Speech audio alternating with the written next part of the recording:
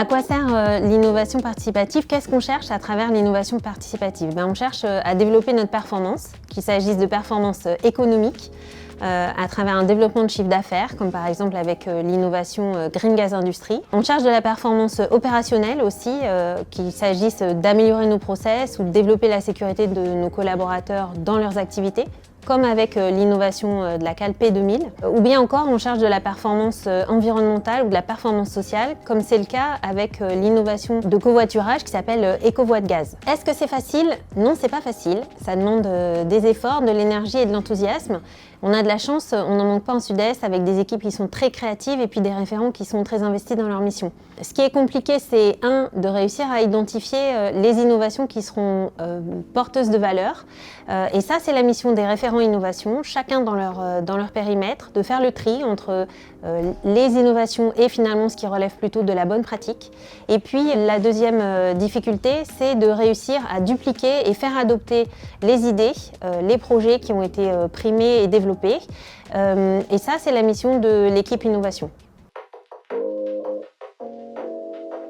Nous animons notre région à travers différentes actions.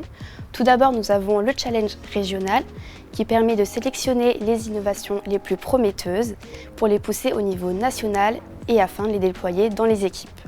Nous avons les matinaux qui est un rendez-vous trimestriel incontournable par Teams. Cette animation permet de favoriser le partage interrégion, mais également de reprendre les meilleures idées. Un séminaire par an avec nos référents innovation et des revues de portefeuille qui se font avec nos référents pour ne laisser passer aucune pépite, de suivre les projets et ainsi de mieux les développer.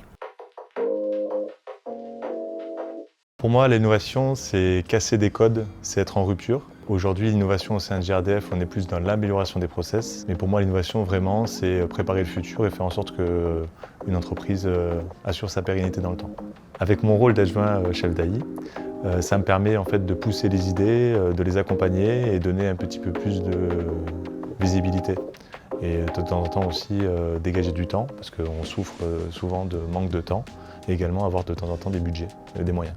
Et on a également un Gaz Lab qui nous permet en fait de conceptualiser sur Marseille les idées. Et nous avons également une aide non négligeable sur Cannes, qui est la fabrique industrielle, qui nous permet de concrétiser nos idées directement sur place. Quand je suis arrivée au sein de l'innovation, en tant que référente, j'ai présenté les différents rôles que j'allais occuper dans ma fonction. Et ça m'a permis d'apporter une écoute active auprès des collaborateurs qui voulaient être accompagnés, de pouvoir les pousser à poser leurs innovations et leurs idées. Et j'animais aussi en parallèle, dès que je le pouvais, un brief d'équipe pour pouvoir présenter les nouveautés, la visibilité et leur permettre d'avancer dans l'innovation chaque jour pour concrétiser leurs projets.